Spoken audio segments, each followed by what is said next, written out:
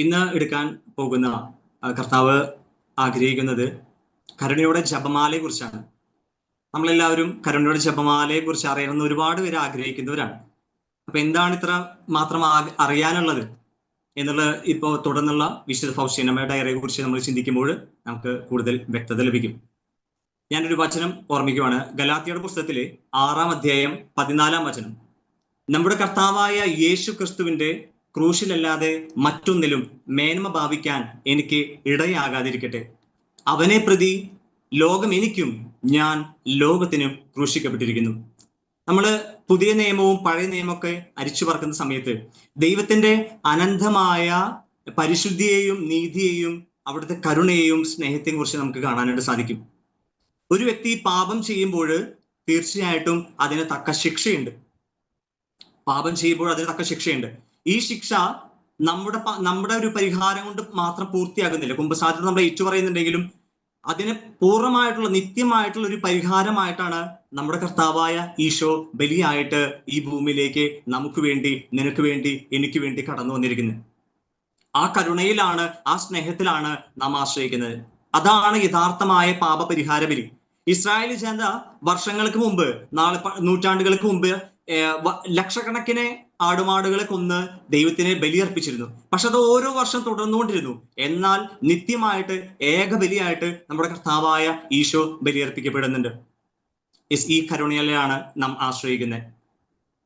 വിശുദ്ധ ഫൗസ്റ്റീനാമ്മയ്ക്ക് ഈശോ ഈ കരുണയുടെ ജപമാല നൽകുന്നതിന്റെ ഒരു ചരിത്രം പരിശോധിക്കുകയാണെങ്കിൽ 1935 സെപ്റ്റംബർ 13 വിശുദ്ധിക്ക് ഈ കരുണയുടെ ജപമാല നൽകുന്നത്. ഒരിക്കലെ ഒരു ദൈവദൂതൻ, ദൈവനീതി നടപ്പാക്കുന്ന ഒരു ദൈവദൂതൻ ഊര്യവാളുമായിട്ട് ഒരു ദേശത്തിനെതിരെ നിൽക്കുകയാണ്. ഈ സമയത്ത് വിശുദ്ധ ദർശനത്തിൽ കാണുമ്പോൾ ഈ മാലാഖയുടെ കയ്യിൽ നിന്ന് മിന്നൽ പിണരുകൾ ഭൂമിയിലേക്ക് പതിച്ചുകൊണ്ടിരിക്കുക, ആ ദേശത്തിലേക്ക് പതിച്ചുകൊണ്ടിരിക്കുക. വിശുദ്ധ പ്രാർത്ഥിക്കുന്നുണ്ട്, കർത്താവേ കരുണയായിരിക്കണം, ഈ ദേശത്തിന് മേൽ കരുണയായിരിക്കണമെന്ന്. പക്ഷെ ഈ മാലാഖയോട് അപേക്ഷിക്കുന്നുണ്ട്, മാലാഖ ഇച്ചിരി ഒന്ന് സമയം തന്നിരുന്നെങ്കിൽ ഞാൻ ഈ ദേശത്തിന് വേണ്ടി പ്രാർത്ഥിക്കാമെന്ന്. പക്ഷെ ദൈവത്തിന്റെ നീതിയുടെ മുമ്പില് ആ യാചന തള്ളപ്പെടുകയാണ് ഉണ്ടായത്. പെട്ടെന്നാണ് വിശുദ്ധയുടെ അന്തരാത്മാവിൽ ഇങ്ങനെ ഒരു പ്രാർത്ഥന കേൾക്കുന്നത്. പ്രാർത്ഥന ഇങ്ങനെയായിരുന്നു: നിത്യപിതാവേ, ഞങ്ങളുടെ മേലും ഞങ്ങളുടെയും ലോകം മുഴുവന്റെയും പാപപരിഹാരത്തിനായി അങ്ങയുടെ ഏറ്റവും വത്സലത്വനും ഞങ്ങളുടെ കർത്താവുമായ ഈശോ മിശിഹായുടെ തിരുശരീരവും തിരുരക്തവും ആത്മാവും ദൈവത്വവും അങ്ങേക്ക് ഞാൻ സമർപ്പിക്കുന്നുവെന്ന്. വിശുദ്ധ ഫൗസ്റ്റീനാമ്മയുടെ ഡയറിയിലെ ഖണ്ഡിക 474, 475, 76 ഖണ്ഡികയിലാണ് ഈ പ്രാർത്ഥനയെ പറ്റി കൃത്യമായിട്ട് പ്രതിപാദിക്കുന്നത്. അതിനുശേഷം തുടർന്ന് ഇങ്ങനെ പറയാണ്: ഈശോയുടെ അതിദാരുണമായ പീഡാസഹനങ്ങളെ കുറിച്ച് ഞങ്ങളുടെ മേൽ കരുണയായിരിക്കണമെന്നാണ് പ്രാർത്ഥന. തുടർന്ന് ആ ദൈവകോപം അവിടെ ശമിക്കപ്പെടുന്നുണ്ട്. ഈ പ്രാർത്ഥന വിശുദ്ധിക്ക് ലഭിച്ചതിന് ശേഷം ഈശോ ഒരുപാട് കാര്യങ്ങൾ, ബോധ്യങ്ങൾ വിശുദ്ധിക്ക് പരിചയപ്പെടുത്തി കൊടുക്കുന്നുണ്ട്. വിശുദ്ധ ഫൗസ്റ്റീനാമ്മയ്ക്ക് ഈ സമയത്ത് നമ്മൾ പലരും കരുണയുടെ ജപമാല ചെല്ലുന്നവരാണ്. നമ്മൾ ചെല്ലുന്ന ജപമാലയിൽ ഇപ്പൊ ചെല്ലിയ മോഡലാണ് കൃത്യമായിട്ടുള്ള രീതികൾ. അത് നമ്മൾ തിരിച്ചറിയണം. ഇങ്ങനെയാണ് പ്രാർത്ഥന വരുന്നത്. അതായത് ഫസ്റ്റ് നമ്മൾ കരുണയുടെ ജപമാല ചെല്ലുമ്പോൾ ആദ്യം സ്വർഗസ്ഥനായ ജപം നമ്മൾ ചെല്ലുന്നു, തുടർന്ന് നന്മ നിറഞ്ഞ മറിയം ചെല്ലുന്നു, തുടർന്ന് വിശ്വാസ പ്രമാണം ചെല്ലുന്നു. അതിനുശേഷം വരുന്ന പ്രാർത്ഥന ഇങ്ങനെയാണ്: നിത്യപിതാവേ, ഞങ്ങളുടെയും ലോകം മുഴുവന്റെയും പാപപരിഹാരത്തിനായി അങ്ങയുടെ ഏറ്റവും വത്സലസുതനും ഞങ്ങളുടെ കർത്താവുമായ ഈശോ മിശിഹായുടെ തിരുശരീരവും തിരുരക്തവും ആത്മാവും ദൈവത്വവും അങ്ങേക്ക് ഞങ്ങൾ സമർപ്പിക്കുന്നുവെന്ന്. ഓക്കെ, അതിനുശേഷം നമ്മളൊരു പഠിക്കുവാണെങ്കിൽ കൊച്ചു കൊച്ചു തെറ്റുകൾ ഇപ്പൊ ഈ ദിവസങ്ങളിൽ നമ്മൾ കരുണയുടെ ജപമാലയിൽ ശ്രദ്ധിക്കപ്പെട്ടിട്ടുണ്ട്. അതിനെക്കുറിച്ചൊന്ന് പറയുവാണെങ്കിൽ, നമ്മൾ ഈശോയുടെ അതിദാരുണമായ പീഡാസഹനങ്ങളെ കുറിച്ച് എന്ന് പറയുന്നുണ്ട്. കുറച്ച് പേര് പ്രതി എന്ന് പറയുന്നുണ്ട്. ഇപ്പൊ നമുക്കൊരു വ്യക്തതയ്ക്ക് വേണ്ടി നമുക്കിപ്പോ കുറിച്ച് എന്നെടുക്കുക. അതായത് ഈശോയുടെ അതിദാരുണമായ പീഡാസഹനങ്ങളെ കുറിച്ച് എന്നാണ് ഇപ്പൊ നമുക്ക് ലേറ്റസ്റ്റ് ആയിട്ട് നമ്മളെ ഗ്രൂപ്പിലൂടെ കമ്മ്യൂണിറ്റിയിൽ ഷെയർ ചെയ്തിട്ടുള്ള പ്രിന്റിൽ നമുക്ക് കാണാൻ സാധിക്കുക. നമുക്കത് എടുക്കാനായിട്ട് ശ്രമിക്കാം. അതുപോലെ തന്നെ നമ്മൾ മറുപടി പറയുന്ന സമയത്ത് ഇങ്ങനെ പറയുന്നുണ്ട്: ഞങ്ങളുടെ മേലും ലോകം മുഴുവന്റെ മേലും എന്നാണ് ശരിക്കും വേണ്ടത്. പക്ഷെ നമ്മൾ അതിൽ കൂടെ ഒരു വാക്കുകൂടി ആഡ് ചെയ്യുന്നുണ്ട്: പിതാവേ ഞങ്ങളുടെ മേലും ലോകം മുഴുവൻ്റെ എന്നുള്ളത്. പക്ഷെ നമ്മുടെ ശരിക്കുള്ള ഫൗസ്റ്റീനാമാരുടെ ഡയറി അനുസരിച്ചിട്ട് ഈ പിതാവേ എന്നത് ആഡ് ചെയ്യേണ്ട ആവശ്യമില്ല. പല ആളുകൾക്കുള്ള ഒരു സംശയമാണ്.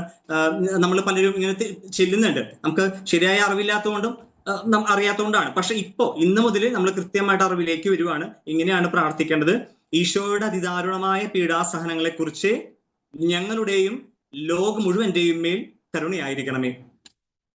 അപ്പൊ ഇങ്ങനെയാണ് മൊത്തത്തിൽ ഈ പ്രാർത്ഥന ഇങ്ങനെയാണ്. നമുക്കൊന്ന് ചൊല്ലി നോക്കാം. നിത്യപിതാവേ ഞങ്ങളുടെയും ലോകം മുഴുവന്റെയും പാപപരിഹാരത്തിനായി അങ്ങയുടെ ഏറ്റവും വത്സലസുതനും ഞങ്ങളുടെ കർത്താവുമായ ഈശോ മിശിഹായുടെ തിരുശരീരവും തിരുരക്തവും ആത്മാവും ദൈവത്വവും അങ്ങേക്ക് ഞങ്ങൾ സമർപ്പിക്കുന്നു.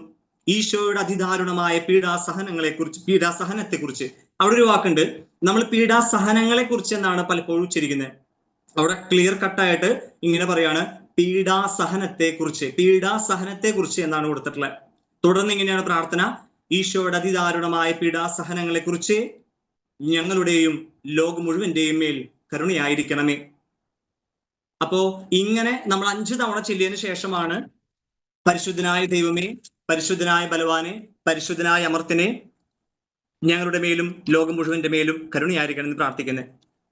അപ്പോ ഇന്നു മുതൽ ഇനി നമ്മൾ ചെല്ലുന്ന ഓരോ പ്രാർത്ഥനകളിലും ഈ കരുണയുടെ ജപമാല ചെല്ലുമ്പോൾ ഈ മാറ്റം വരുത്താനായിട്ട് പ്രത്യേകം ശ്രദ്ധിക്കുക. നമുക്ക് 1-2 കാര്യങ്ങൾ ഇതിന്റെ വിശകലനത്തിൽ നമുക്ക് എടുക്കാം. അവിടെ നിന്ന് എങ്ങനെയാണ് ഈ കരുണ നമുക്ക് ലഭിക്കുന്നത്? നമ്മുടെ കർത്താവിന്റെ തിരുശരീരത്തിന്റെയും തിരുരക്തത്തിന്റെയും ആത്മാവിന്റെയും ദൈവത്വത്തിന്റെയും യോഗ്യതയിലാണ് നമുക്ക് ഈ കരുണ ലഭിക്കുന്നത്. നമ്മുടെ പരിഹാരപ്രയകളല്ല. കർത്താവ് നമുക്ക് കരുണ ചൊരിയുന്നത് കർത്താവ് ഈശോയുടെ തിരുശരീരത്തിന്റെയും തിരുരക്തത്തിന്റെയും ആത്മാവിന്റെ ദൈവത്വത്തിന്റെയും യോഗ്യതയിലാണ്. എനിക്ക് തോന്നിയത് കരുണയുടെ ജപമാല ഇങ്ങനെ പറയുകയാണെ, കരുണയുടെ ജപമാല ദൈവത്തിന്റെ കോപത്തെ ശമിപ്പിക്കുന്നുണ്ട്. പ്രത്യേകമായിട്ട് പറയുന്നു. ഖണ്ഡിക വിശുദ്ധ ഫൗസ്റ്റീനയുടെ ഡയറിയിലെ 687 ഖണ്ഡികയിൽ ഇങ്ങനെ പറയാണ്: വിശുദ്ധ ഒരു ദിവസം കിച്ചണിലേക്ക് പോകാൻ നിൽക്കുന്ന സമയത്ത് പെട്ടെന്നൊരു സ്വരം കേൾക്കുകയാണ്: മകളെ, ഞാൻ പഠിപ്പിച്ച പ്രാർത്ഥന ഈ ആത്മാവിന് വേണ്ടി നീ ചെല്ലണമെന്ന്. വിശുദ്ധ ഉടൻ തന്നെ ഈ പ്രാർത്ഥന ആരംഭിക്കുകയാണ്. തുടർന്ന് ഇങ്ങനെ പറയുവാണ്: ഞാൻ പഠിപ്പിച്ച കരുണയുടെ ജപമാല പ്രാർത്ഥിക്കുക, നീ ഇത് നിരന്തരം ചെല്ലണം. ആരിത് പ്രാർത്ഥിക്കുന്നുവോ അവരുടെ മരണസമയത്ത് എൻ്റെ അനന്തമായ കരുണ അവർ അനുഭവിക്കും. ഖണ്ഡിക 687 ഈശോ വിശുദ്ധിയോട് കുറച്ച് കാര്യങ്ങൾ ഈ ജപമാലയെ കുറിച്ച് പറയുന്നുണ്ട്. അതൊന്ന്, ഇത് നീ നിരന്തരം പ്രാർത്ഥിക്കണം. കരുണയുടെ ജപമാല നീ നിരന്തരം പ്രാർത്ഥിക്കണം. 2, ഇത് ആര് പ്രാർത്ഥിക്കുന്നുവോ അവരുടെ മരണസമയത്ത് എൻ്റെ അനന്തമായ കരുണ അവർ അനുഭവിക്കും. പിന്നെ ഇങ്ങനെ പറയുകയാണെ, വൈദികർ ഇത് പഠിപ്പിക്കണം. എത്ര കഠിന പാപിയാണേലും ഈ അനുഗ്രഹ ജപമാല ഒരു പ്രാവശ്യമെങ്കിലും ചൊല്ലിയാലേ എൻ്റെ അനന്തമായ കാരുണ്യത്തിൽ നിന്ന് അവൾക്ക് കൃപ ലഭിക്കും എന്ന് പറയാണ്. അപ്പൊ തീർച്ചയായിട്ടും വിശുദ്ധ ഫൗസ്റ്റീനമ്മ വഴി ഈശോ വെളിപ്പെടുത്തിയ, ഖണ്ഡിക 687 വഴി വെളിപ്പെടുത്തിയ ഈ ബോധ്യങ്ങൾ നമ്മുടെ ജീവിതത്തിലേക്ക് നമുക്ക് ഉൾക്കൊള്ളാം. ദൈവകരുണയുടെ ജപമാല, അതായത് ഒരു മരിക്കുന്ന വ്യക്തിയുടെ ആത്മാവിനെ രക്ഷിക്കാനായിട്ട് ഉതകുന്നതാണെന്നുള്ളത് 1-2 ഇൻസിഡന്റിലൂടെ വിശുദ്ധ ഫൗസ്റ്റീനാമ്മ ഇങ്ങനെ ഡയറിയിൽ കുറിച്ച് വെച്ചിട്ടുണ്ട്.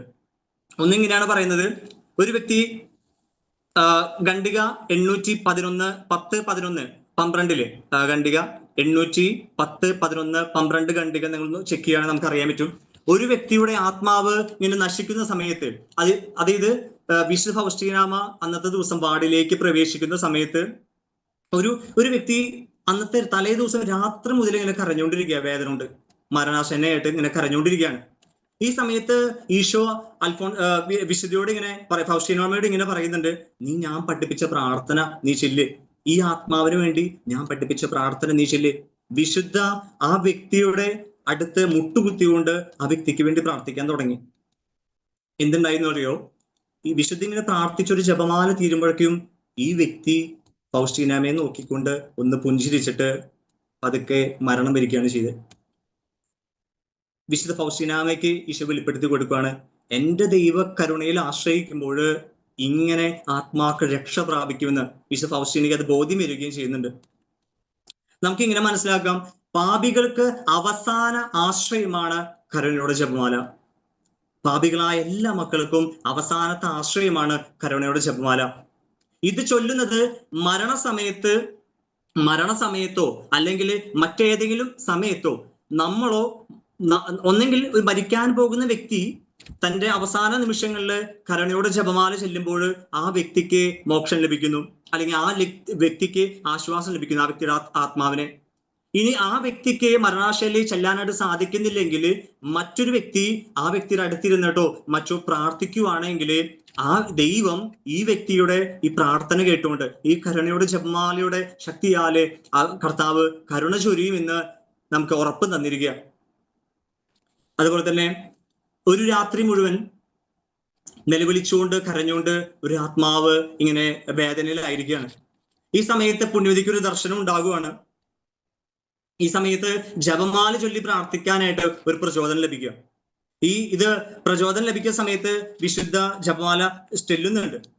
പക്ഷെ എങ്കിലും ഒരു തവണ ജപമാല ചൊല്ലിക്കഴിഞ്ഞതിന് ശേഷം മറ്റൊരു പ്രാർത്ഥന, ഇനി അടുത്തൊരു പ്രാർത്ഥന ചെല്ലാമെന്ന് വെച്ചിട്ട് ഭാവിച്ചിട്ട് മറ്റൊരു പ്രാർത്ഥന വിശുദ്ധരുടെ ലുത്തിനെ ചെല്ലാൻ ശ്രമിക്കുമ്പോൾ ഈശോ വിശുദ്ധയോട് പറയാ, ഇതൊന്നും നീ ചെയ്യണ്ട, നീ കരുണയോടെ ജപമാല മാത്രം ചെയ്താൽ മതി, എന്റെ അനന്തമായ കരുണ ഈ വ്യക്തിയിലേക്ക് ഞാൻ ഇറക്കിക്കൊള്ളാം, നീ കരുണയോടെ ജപമാല മാത്രം ചൊല്ലിയാൽ മതി എന്ന് ഇങ്ങനെ ഈശോ വിശുദ്ധയോട് പറഞ്ഞു വെക്കുന്നുണ്ട്. അപ്പോ നമ്മുടെ ജീവിതങ്ങളിൽ നമ്മുടെ പ്രിയപ്പെട്ടവരാരെങ്കിലും മരണാസന്നരായിട്ട് കിടക്കുന്ന സമയങ്ങളിൽ നമ്മൾ ഇത്തരത്തില് കരുണയോടെ ജപമാല ചെല്ലുമ്പോൾ അത് എത്രമാത്രം ആത്മാവിന്റെ രക്ഷയ്ക്ക് ഉപകരിക്കുമെന്ന് നമ്മൾ തിരിച്ചറിയണം. ഞാൻ കഴിഞ്ഞ ദിവസങ്ങളിൽ എൻ്റെ ഒരു പ്രിയപ്പെട്ട ഒരു വ്യക്തി മരിക്കാനിടയാകുന്ന സമയങ്ങളിൽ മനസ്സിലായപ്പോൾ കരുണയുടെ ജപമാല ഈ വിശുദ്ധ ഫൗസ്റ്റീന ഡയറി വായിച്ചതിന് ശേഷം ഞാൻ അത് ചൊല്ലാനിടയാകുന്നതും മറ്റുള്ളവരോട് ഈ വ്യക്തിക്ക് വേണ്ടി കരുണയുടെ പ്രാർത്ഥന ചൊല്ലാനായിട്ട് പറഞ്ഞ് ഞാൻ ഓർമ്മിക്കുകയാണ്. എനിക്ക് ഉറപ്പാണ് തീർച്ചയായിട്ടും ആ വ്യക്തിയുടെ ആത്മാവിനെ കർത്താവ് രക്ഷിക്കും. എൻ്റെ വിശ്വാസം, ഞാൻ വിശ്വസിക്കുന്നു, വിശുദ്ധ ഫൗസ്റ്റീനാമ വഴി ഈശോ നൽകിയ ആ വെളിപാട് കൃത്യമായിട്ട് ഞാൻ വിശ്വസിക്കുന്നു. നമ്മൾ മനസ്സിലാക്കണം, ഒരു വ്യക്തിയുടെ മരണസമയത്ത് അവസാന ആശ്രയമായിട്ട് ഈ കരുണയുടെ ജപമാല കാണാമെന്ന് വിശുദ്ധ വഴി ഈശോ പറയുവാണ്. കരുണയുടെ സമയത്ത് ഈ കരുണയുടെ ആനുകൂല്യം നമ്മൾ നേടാനായിട്ട് പരിശ്രമിക്കണം. അതായത് എല്ലാ ദിവസവും നമുക്ക് 3 മണി AM PM നമുക്ക് കരുണയുടെ ജപമാല ചെയ്യണം. കർത്താവിന്റെ കരുണ അനന്തമായിട്ട് ഒഴുകിക്കൊണ്ടിരിക്കുന്ന സമയമാണ്. ഈ സമയത്ത് നമ്മൾ വില കൊടുത്തുകൊണ്ട് കരുണയുടെ ജപമാലയിലെ കരുണയുടെ മണിക്കൂറിൽ പങ്കെടുക്കണമെന്ന് ഈശോ ഒരുപാട് ആശ്രയിക്കുന്നു. അങ്ങനെ കരുണയുടെ ആനുകൂല്യങ്ങൾ നേടിയെടുക്കണമെന്ന് ഈശോ വിശുദ്ധയോട് പറഞ്ഞു വെച്ചിരിക്കുക. ഒരിക്കലേ ഒരു ആത്മാവിന്റെ അടുത്ത് വിശുദ്ധ ഇങ്ങനെ കാണുവാണ്, ഒരു ദർശനത്തിൽ ഇങ്ങനെ കാണുവാണ്, ഒരു വ്യക്തി മരിക്കാനായിട്ട് കിടക്കുവാണ്. ഈ സമയത്ത് ഈ വ്യക്തിയുടെ പ്രിയപ്പെട്ട ഒരു ബന്ധുക്കൾ ഇങ്ങനെ ഒരുമിച്ച് കൂടിയിട്ടുണ്ട്. ബന്ധുക്കളുടെ കൂട്ടത്തിലെ ഈ വ്യക്തിയുടെ കൂടെ തന്നെ കട്ടിലിനരികില് പിശാചുകളും വട്ടമിട്ട് നിൽക്കുന്നുണ്ട് ഈ ആത്മാവിനെ നോക്കിയിട്ട്. ബന്ധുക്കൾ ഒരു സൈഡിൽ നിൽക്കുന്നതിന്റെ കൂടെ തന്നെ പിശാചുക്കളും ഈ വ്യക്തിയുടെ ചുറ്റും നിൽക്കുന്നുണ്ട് ഈ ആത്മാവിനെ നോട്ടമിട്ടുകൊണ്ട്. ഈ സമയത്ത് ഈശോ വിശുദ്ധ ഫൗസ്റ്റീനമ്മോട് പറയുവാണ്, മകളെ, ഞാൻ പഠിപ്പിച്ച കരുണയുടെ പ്രാർത്ഥന നീ ചെല്ലാനായിട്ട്. വിശുദ്ധ കരുണയുടെ ജപമാല ചൊല്ലാൻ തുടങ്ങിയ ആ നിമിഷം മുതലേ ഈ പിശാചുക്കള് വിശുദ്ധയുടെ നേരെ തിരിഞ്ഞുകൊണ്ട് ഗർജിച്ചുകൊണ്ട് സിൽക്കാരത്തോടെ പിൻവാങ്ങി പോകുന്നത് നമുക്ക് വിശുദ്ധ ഫൗസ്റ്റീനയുടെ ഡയറിയിൽ കാണാനായിട്ട് സാധിക്കും. മറ്റൊരു കാര്യം, നമ്മൾ ആത്മീയമായ കാര്യങ്ങളെ പോലെ തന്നെ ഭൗതികമായ കാര്യങ്ങൾക്കും നമുക്ക് ഈ കരുണയുടെ ജപമാല ഉപയോഗിക്കാം.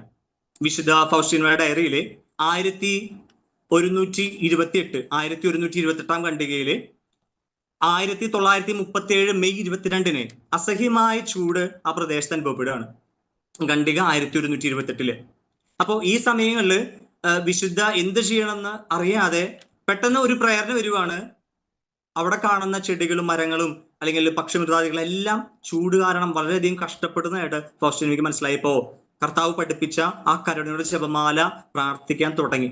അത്താഴത്തിന് മുമ്പ് 3 മണിക്കൂറോളം പ്രാർത്ഥന തുടർന്നു. അത്താഴത്തിന് മുമ്പ് അതിശക്തമായ മഴ അവിടെ ലഭിച്ചു എന്ന് വിശുദ്ധ ഫൗസ്റ്റീന പറഞ്ഞു വെക്കുക.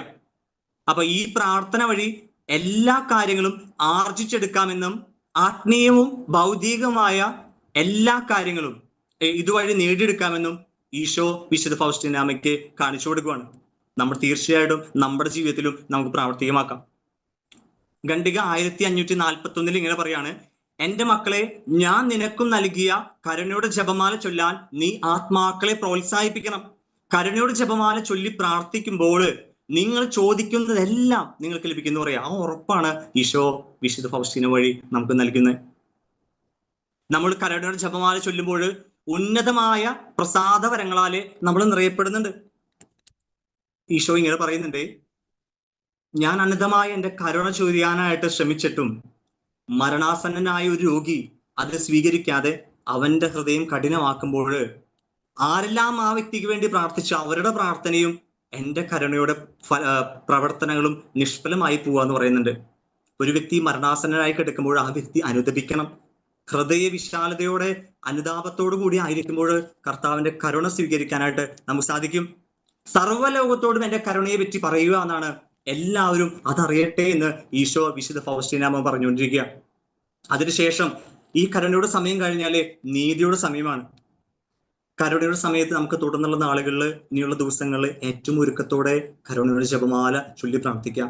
ദൈവത്തിന്റെ അനന്തമായ കരുണ നമ്മുടെ ജീവിതത്തിലേക്ക് ഒഴുകുന്നതിന്, അത് ആത്മീയവും ഭൗതികമായ കാര്യങ്ങളിൽ ഒരു ആത്മാവിന്റെ രക്ഷയ്ക്ക് വേണ്ടി നമ്മളോ ആ വ്യക്തിയോ പ്രാർത്ഥിച്ചാല് കർത്താവ് കരുണ ചൊരിയാനായിട്ട് റെഡി ആയിട്ടാണ് നിൽക്കുന്നത്. അത് സ്വീകരിക്കാനുള്ള മനസ്സ് നമുക്കുണ്ടായാൽ മതി.